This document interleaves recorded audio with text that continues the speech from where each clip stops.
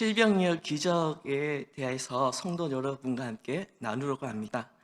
우리는 삶에 살아가면서 참 많은 고민과 염려 속에서 살아갑니다. 그 중에서도 가장 큰 고민과 염려거리는 것이 무엇이 있겠습니까? 바로 경제적인 어려움과 먹고 사는 문제인 것입니다. 직장을 구할 때도, 결혼 상대자를 찾을 때도, 심지어 자녀들을 키울 때도 항상 먹고 사는 문제에 대한 고민과 염려로 가득 차 있습니다. 어떻게 보면 사람이 살아가면서 느끼는 가장 기본적인 욕구가 바로 먹고 사는 문제라고 말할 수 있을 것입니다. 믿음의 생활하는 저와 여러분도 예외는 아닐 것입니다. 그렇다면 늘 고민하고 염려하는 먹고 사는 문제에 대하여 우리 성도들의 믿음이 어떠해야 하겠습니까?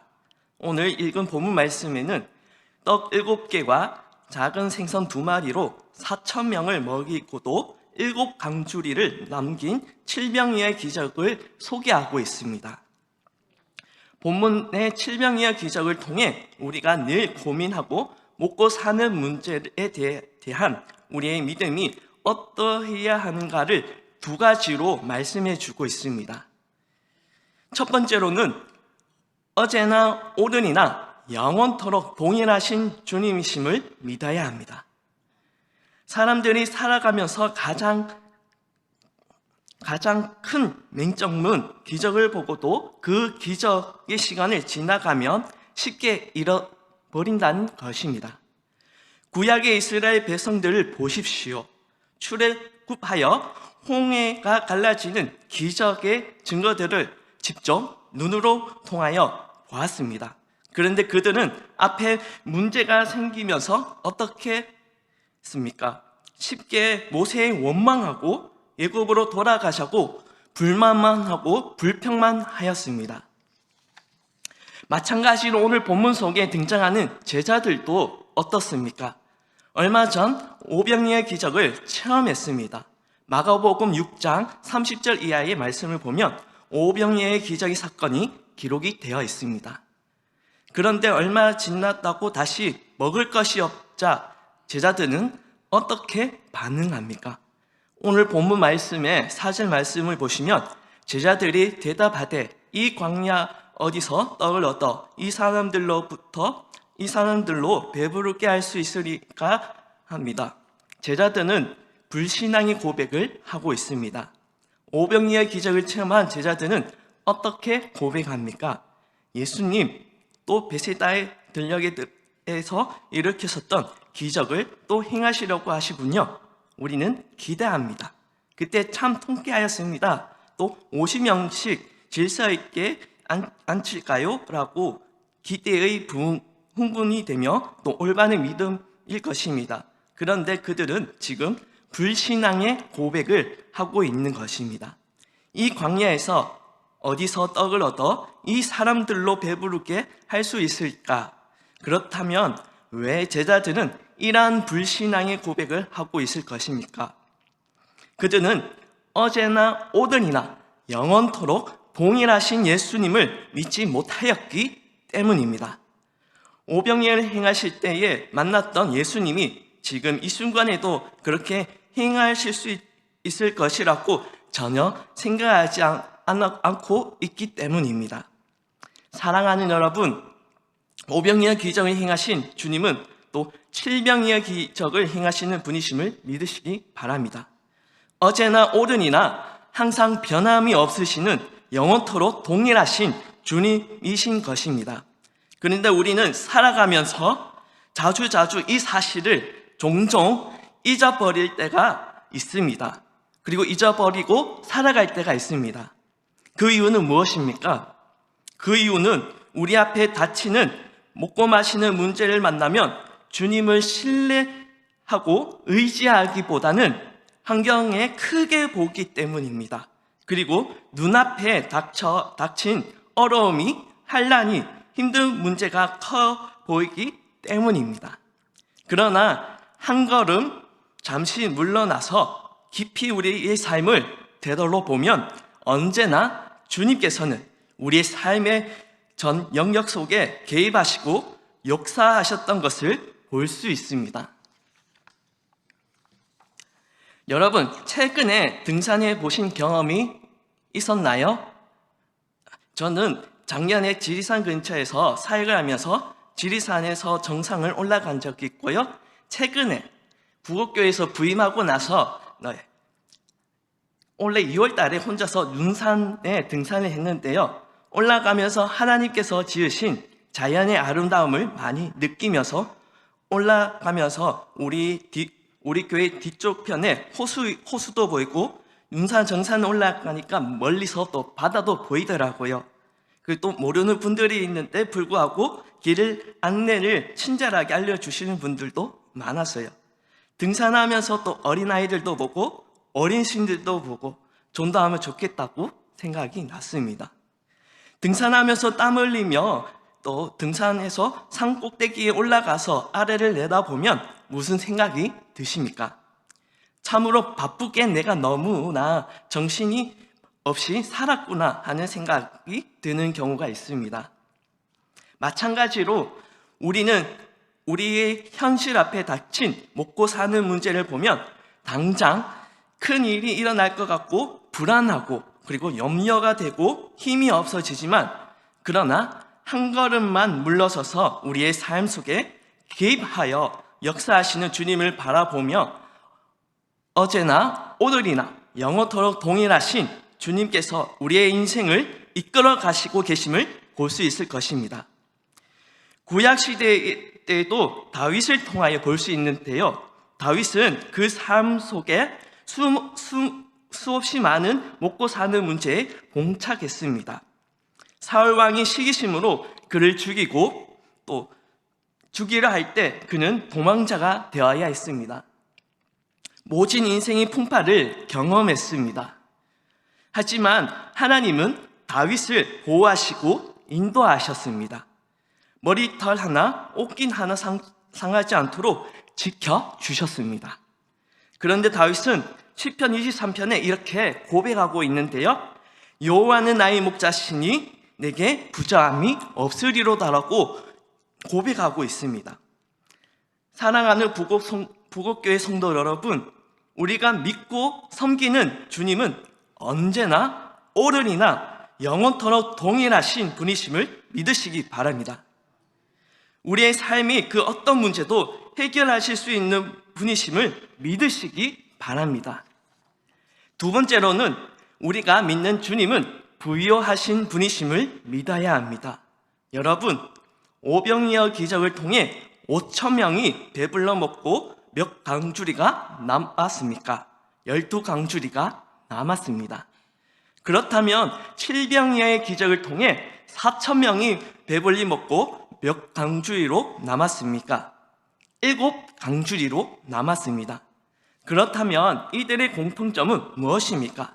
먼저 먹을 음식은 겨우 한 사람이 한 끼 먹을 분량이었다는 것입니다. 오병이어는 떡 5개와 물고기 2마리였고 7명이어는 떡 7개와 물고기 2마리였습니다. 이것은 당시에 한 끼 식사를 해결할 수 있는 정도로 작은 양이었습니다.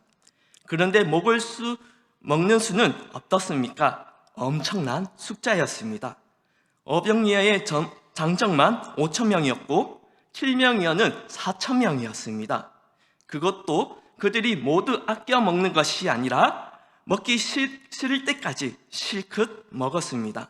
오늘 본문 2절에 보면 그들이 살이나 먹을 것을 먹지 못했다는 표현을 보면 얼마나 배가 고팠는가를 알 수 있습니다. 여러분, 이것은 무엇을 의미합니까? 우리를 먹이시는 주님은 부유하신 분이시라는 사실입니다. 모자람이 결코 없으신 분이십니다. 그래서 하나님이 우리 하시는 일은 모두 부유하신 것입니다. 예배소서 3장 20절 말씀을 보면 우리 가운데 역사하시는 능력대로 우리가 구하거나 생각하는 모든 것에 더 넘치도록 능히 하시리라는 말씀을 합니다.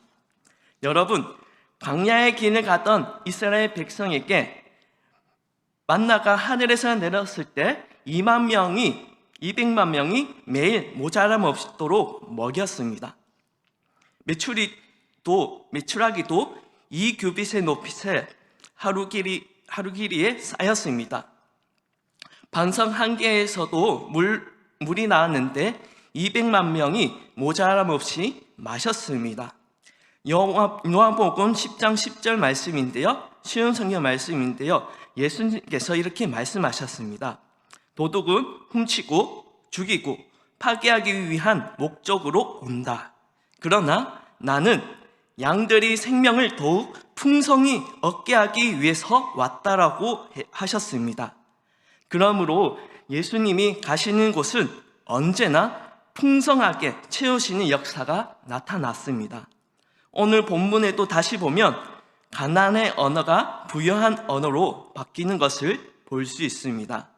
칠병이의 기적 전에는 어떤 상황이었습니까? 먼저 불쌍한 형편이었습니다.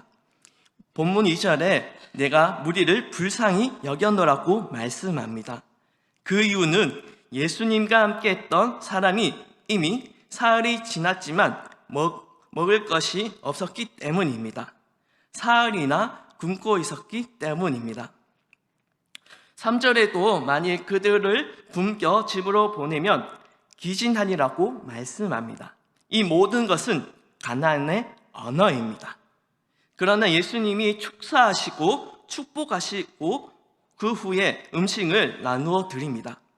8절과 9절의 말씀은 어떻습니까? 그 상황이 바로 역전이 됩니다. 배불리 먹고 남은 조각 7강주리를 거두었으며 사람은 약 4,000명이었더라. 예수께서 그들을 흩어 보내시고 모인 사람들은 다 배불리 먹었습니다. 그리고 먹은 후에 남은 조각 7강주리가 되었습니다. 주님이 계신 곳은 언제나 부유하게, 쉽게 말하자면 풍부하게 채워주시는 역사가 나타납니다. 신약시대 때 예수님이 제자였고 어부였던 베드로를 보십시오. 베드로는 예수님을 만나기 전 고기 한 마리 잡지도 못한 가난한 어부일 뿐이었습니다. 그러나 예수님의 말을 의지하고 신뢰하며 믿음으로 그물을 내렸더니 그물이 찢어지도록 고기가 많이 잡혔습니다. 2배 이상 장기될 정도로 엄청난 고기를 잡혔습니다. 칠병의 기적은 예수님은 부유하신 분이라는 것을 보여주고 있습니다. 미국의 큰 교회에 목회하시는 목사님은 이러한 말씀을 해주셨습니다. 신앙생활이란 내 주머니를 털어 하나님의 주머니를 채우는 것이 아니라 하나님을 부욕해 하신 주머니를 벌려서 내 주머니를 채워 부욕해 하여 선교하는 것이라고 말씀해 주셨습니다. 예수님은 부유하신 분이십니다. 예수님은 넉넉히 채우시는 분이십니다. 넘치도록 풍성하게 배불리 먹고 남은 조각을 거두는 역사가 주님의 역사입니다. 어제나 그러므로 우리의 삶에 역사하시는 주님을 바라보면서 먹고 사는 문제를 당당히 딛고 일어서시기 바랍니다. 어제나 오늘이나 변함없으신 영원토록 동일하신 주님이다라는 믿음을 잊어버리지 않기를 소망합니다. 그리고 아멘입니다. 우리의 삶 속에 부유함을 채우시는 주님을 신뢰하며 바라보는 믿음의 삶이 되시기 바랍니다. 그리고 살아가기 소망합니다. 그리고 아멘입니다. 저는 2006년 신학부를 다닐 때 이러한 귀한 말씀을 주셨습니다. 여호수아 1장 9절 말씀인데요. 내가 명령한 것이 아니라 강하고 담대하라. 두려워하지 말며 놀라지 말라. 내가 어디로 가든지 내 하나님 여호와가 너와 함께 하느리라 하시니라. 아멘. 하나님께서 주신 말씀과 은혜 가운데 지금까지 현재 사역들을 감당하고 있습니다. 그리고 저희 친척들의 이야기인데요. 전부 불신앙의 가정들이었습니다. 불교가 센 집안이었고요. 1년에 엄청 많은 제사를 많이 지냈던 친가 쪽에 지냈던 시간이 있었습니다. 그리고 외가 쪽에도 우상을 섬기시는 외할머니가 계셨습니다. 옛날에 신주단지를 모신 외할머니가 계셨는데요. 그리고 또 외가 친척들도 안 믿었는데 예수님을 믿고 영접하고 하나님의 자녀가 되는, 변화가 되는 기적적인 일들이 일어나는 실제적인 사건들이 많이 나타났습니다. 현재 교회에서 직분들을 맡아서 귀하게 열심히 섬기고 있습니다. 이러한 부분들이 하나님께서 주신 한량없는 은혜입니다. 전도 대상자가 있으시면 포기하지 않고 끝까지 하나님께 기도하시기 바랍니다. 10년, 20년, 30년, 40년이 아니라 끝까지 하나님께 기도하시기 바랍니다. 하나님께서 주시는 은혜가 없이는 불가능하지만 성령 충만한 은혜가 있으면 가능합니다.